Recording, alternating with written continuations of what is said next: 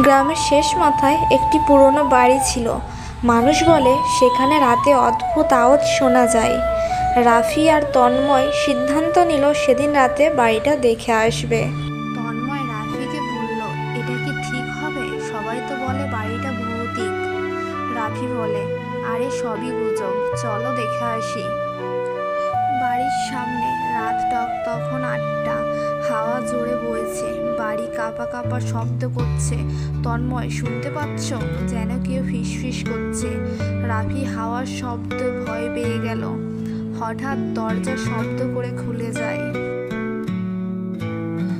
বাড়ির ভিতরে অন্ধকার, দেওয়াল ভাঙা আর চারিদিকে জাল জাল। হঠাৎ উপরতলা থেকে ধপ ধপ শব্দ শোনা যায়। তন্ময়, কে যেন আসছে। কোনো উত্তর নেই, শুধু পায়ের শব্দ। রাফি, চলো উপরে যাই। উপরতলা সিঁড়ি বেয়ে উপরে উঠতেই তাদের গায়ে ঠান্ডা বাতাস ছুঁয়ে গেল।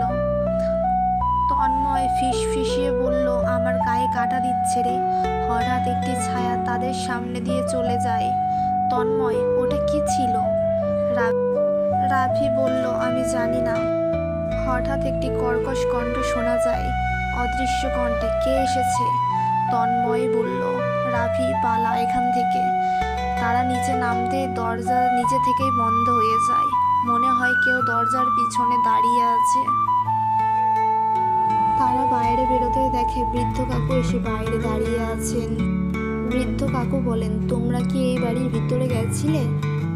তখন তন্ময় তাকে ঘাড় নেড়ে সম্মতি জানায় যে সে এই বাড়ির ভিতরে গেছিল। আর তাদের দুইজনের কথা মনোযোগ দিয়ে রাফি দাঁড়িয়ে দাঁড়িয়ে শুনছিল।